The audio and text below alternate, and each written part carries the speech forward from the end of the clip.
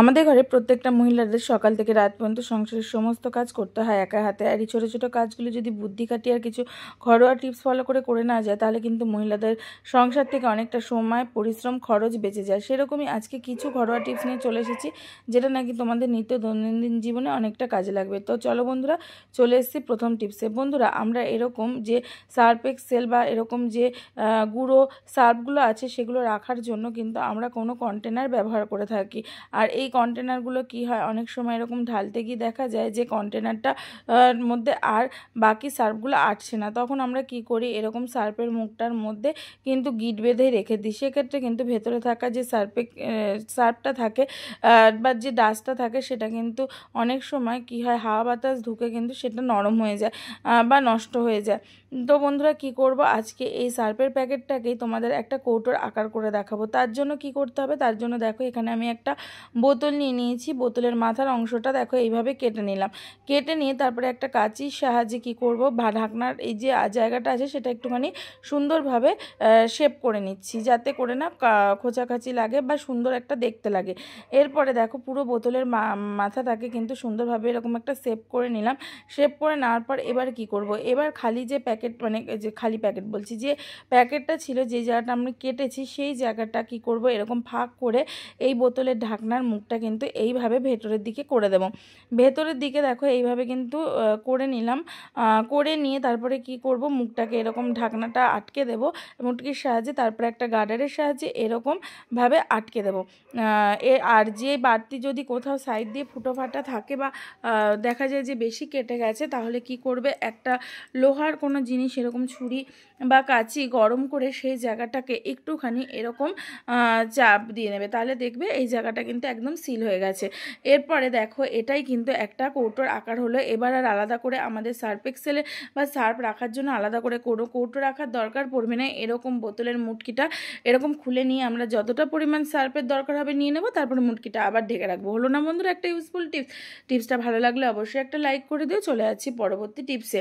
বন্ধুরা, আমরা যখন এরকম পেঁয়াজ কাটি, দেখা যায় অমলেট করব বা কোনো ডালে দেব, তখন কি হয়, পেঁয়াজটাকে কিন্তু আমরা এরকম বেশিরভাগ সময় বটিতে না কাটে এরকম চাকুর সাহায্যে বা ছুরির সাহায্যে কেটে থাকি।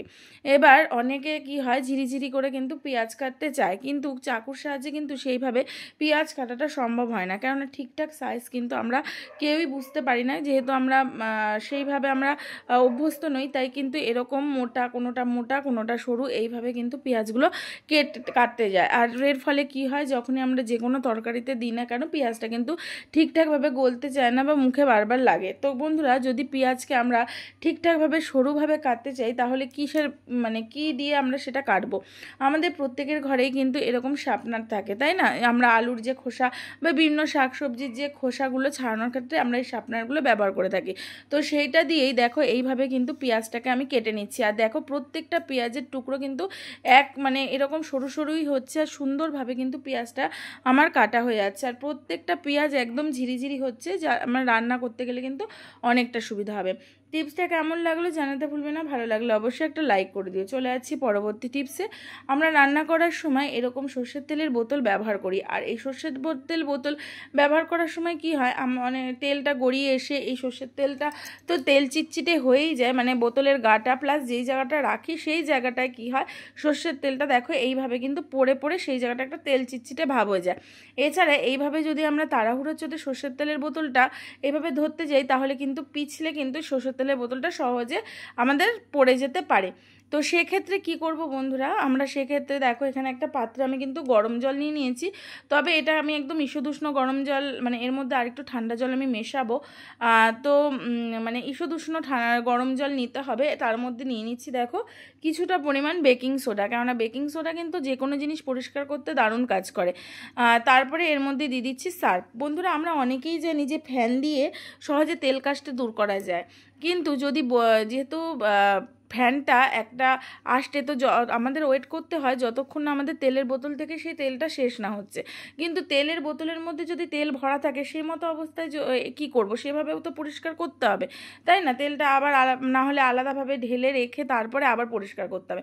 তো সেই মতো অবস্থায় এরকম যদি তোমরা ঈষদুষ্ণ গরম জলের মধ্যে সার্ফ আর কিছুটা বেকিং সোডা নিয়ে এভাবে হালকা হাতে ডলে নাও, দেখবে খুব সুন্দরভাবে তেল চিটচিটে ব্যাপারটা কিন্তু একদম চলে গেছে। সুন্দরভাবে কিন্তু তেলটা মানে বোতলের গাটা কিন্তু একদম পরিষ্কার হয়ে যাচ্ছে। এরপরে আর একটা টিপস দেখাবো, যে উপায় কিন্তু তোমরা মানে তোমাদের বোতলটা হাত পিছলে পড়বে না আর খুব সহজে কিন্তু তেল কাজটা হবেও না। সেটা কি, আমাদের প্রত্যেকের ঘরে কম বেশি মোজা থাকে যেটা নাকি নষ্ট হয়ে গেছে বা ছোট হয়ে গেছে। যদি বাচ্চার মোজা থেকে থাকে তাহলে কিন্তু বাচ্চার মোজা এরকম ছোট হয়ে যায়, এরকম মোজা কিন্তু আমাদের ঘরে প্রায়ই থাকে। আর অনেক মোজা থাকে যে নষ্ট হয়ে যায় বা ছিঁড়ে যায়, সেই সমস্ত মোজাগুলো কি করব, ভালো করে ধুয়ে নেব। ধুয়ে নেওয়ার পর তারপরে দেখো তোমরা চাইলে কিন্তু মোজাটার নিচের অংশটা কিন্তু কেটে নিতে পারো। তো আমি এখানে কাটছি না, তো না কেটেই দেখো এইভাবে কিন্তু আমি মোজাটাকে পরিয়ে দিচ্ছি। পরিয়ে দেওয়ার ফলে কি হবে, তোমাদের কিন্তু ধরতেও সুবিধা হবে, তোমাদের সহজে তেলটা মানে তেলের বোতলটা কিন্তু স্লিপ কাটবে না হাত থেকে। আর বারবার তোমাদের বোতলটা তেল কাজটাও অতটা হবে না, কেননা তেলটা গড়িয়ে গড়িয়ে কী হয় বলো তো, এই মোজাটার মানে অ্যাবজর্ব করে নেবে পুরোপুরি। তো সেইভাবে কিন্তু তেল কাজটাও হবে না, বোতলটা নোংরাও হবে না, আর ধরতেও দেখো অনেকটা সুবিধা হবে, মানে হাতে তেল কাজটা ভাবটাই লাগবে না। তো বন্ধুরা, এটা কিন্তু একটা ইউজফুল টিপস, তোমরা করে দেখতে পারো। আশা করছি এটা তোমাদের অনেকটা কাজে লাগবে, আর ভালো লাগলে অবশ্যই একটা লাইক করে দিও। চলে যাচ্ছি বন্ধুরা পরবর্তী টিপসে। আমরা যখন বাজার থেকে বিরিয়ানি বা যে কোনো মিষ্টি টিষ্টি আনি, তখন কিন্তু তার সঙ্গে এরকম ছোট ছোট কন্টেনারগুলো দিয়ে থাকে। তো সেগুলো আমরা কিন্তু ফেলেই দিই।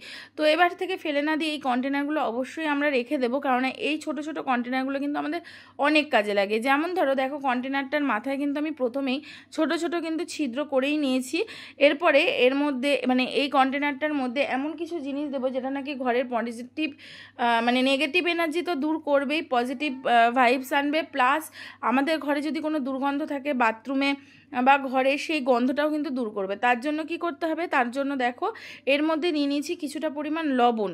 এবার লবণের উপর দিয়ে দিচ্ছি একটা বড় ন্যাপথলিন।